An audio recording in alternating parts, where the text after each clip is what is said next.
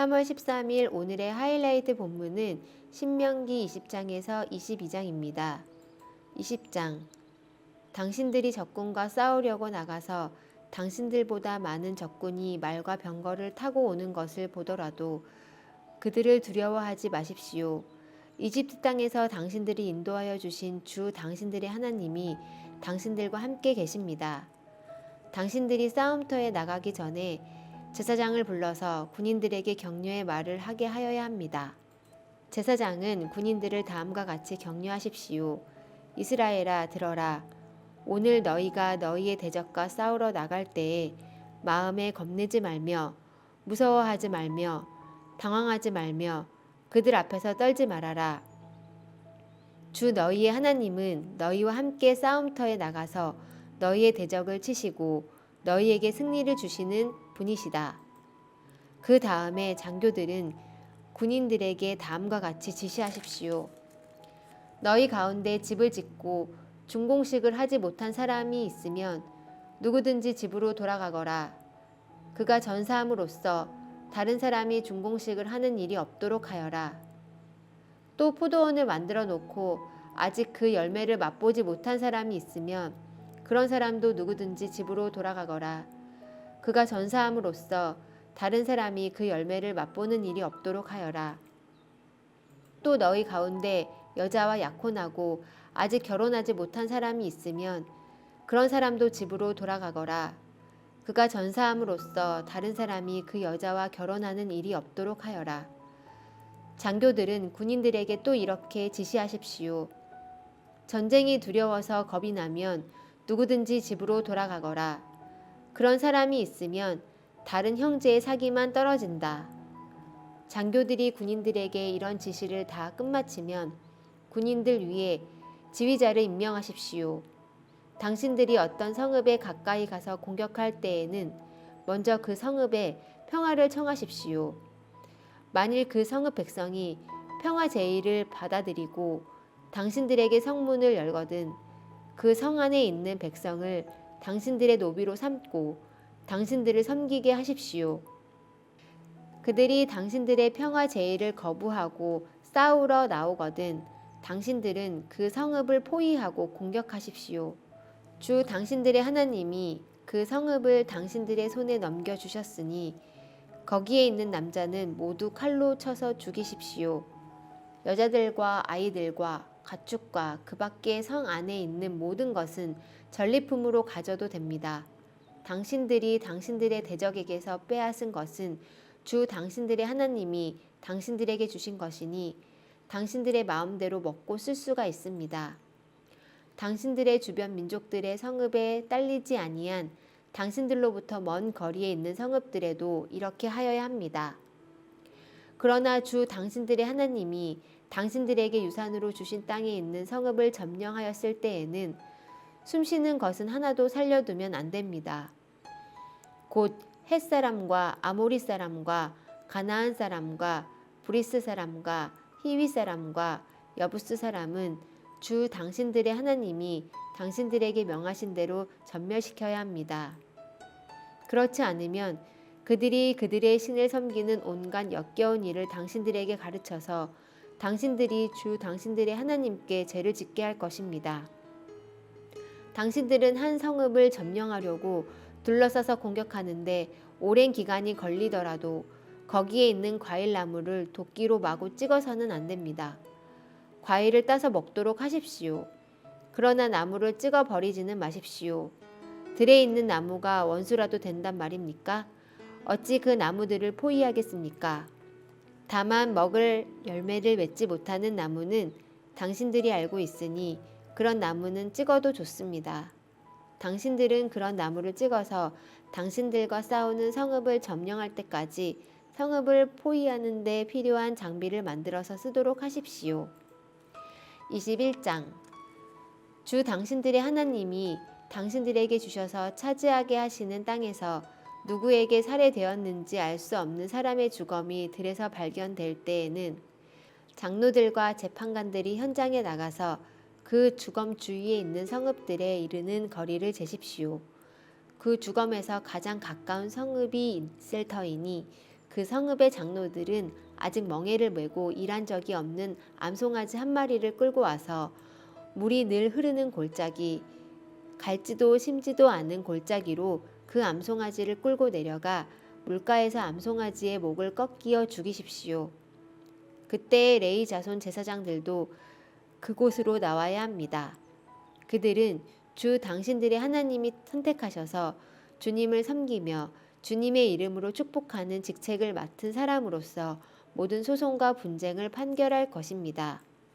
이때에 피살자의 주검이 발견된 곳에서 가장 가까운 성읍의 장로들은 물가에서 목이 꺾은 암송아지 위에 냇물로 손을 씻고 아래와 같이 증언하십시오. 우리는 이 사람을 죽이지 않았고 이 사람이 살해되는 현장을 목격하지도 못하였습니다. 주님께서 속량하여 주신 주님의 백성 이스라엘의 죄를 사하여 주시고 주님의 백성 이스라엘 사람에게 무죄한 사람을 죽인 살인죄를 지우지 말아 주십시오.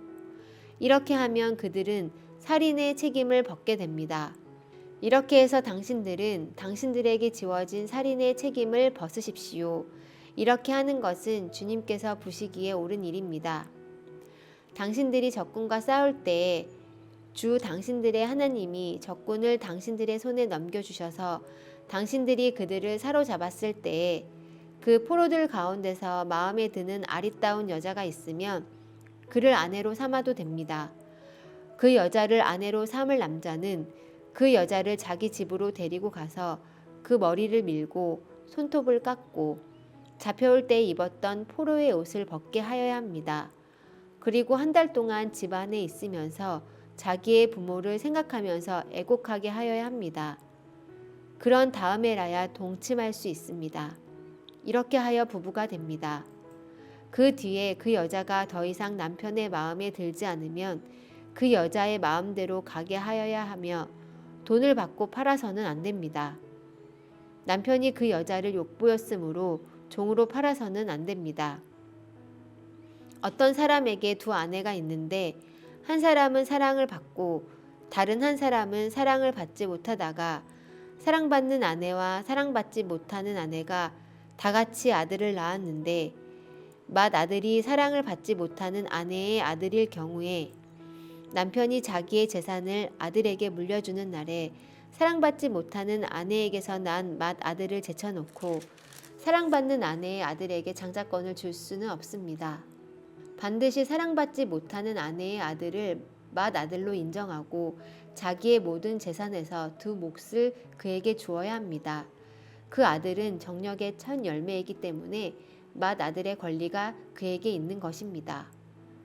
어떤 사람에게 아버지의 말이나 어머니의 말을 전혀 듣지 않고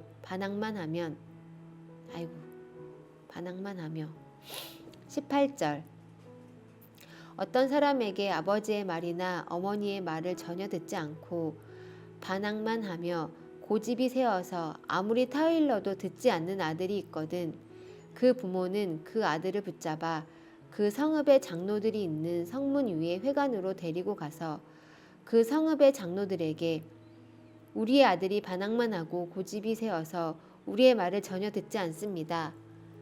방탕한 데다가 술만 마십니다. 하고 호소하십시오.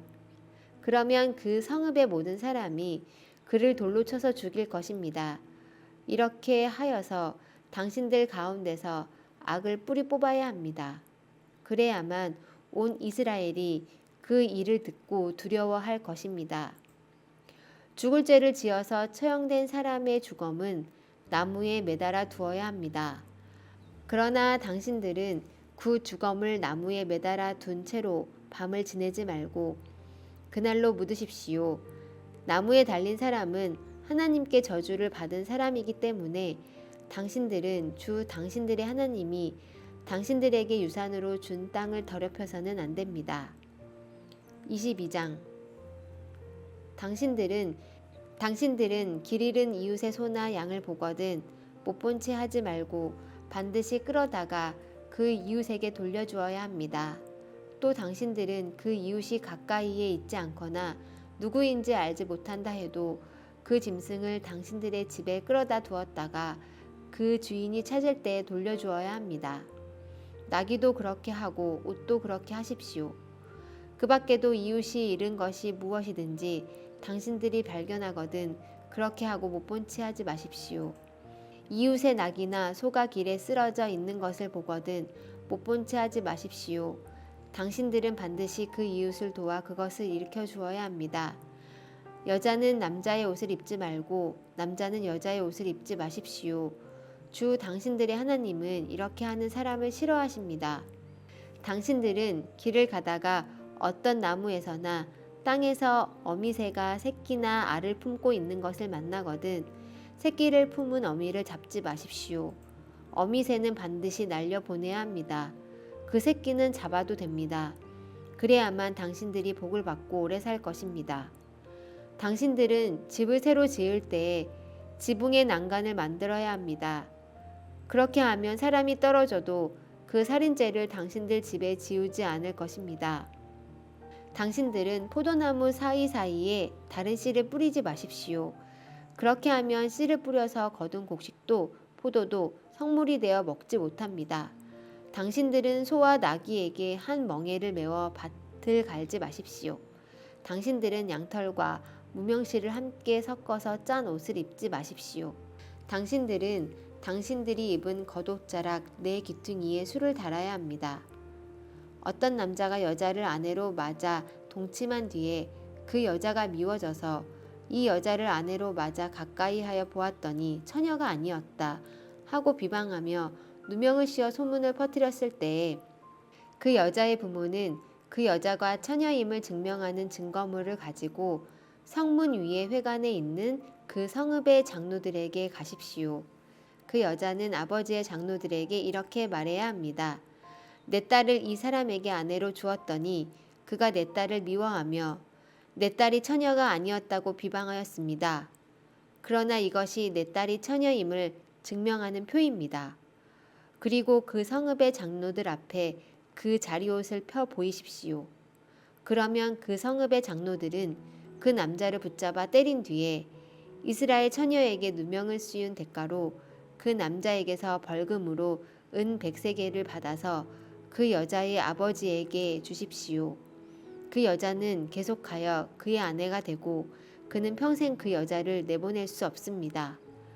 그의 주장이 참되어서 그 여자가 처녀임이 증명되지 않거든 그 여자를 그 아버지의 집문 앞에 끌어내고 그 성읍의 사람들은 그 여자를 돌로 쳐서 죽이십시오. 그 여자가 자기 아버지 집에 있을 때에 음행을 하여 이스라엘 안에서 수치스러운 일을 하였기 때문입니다.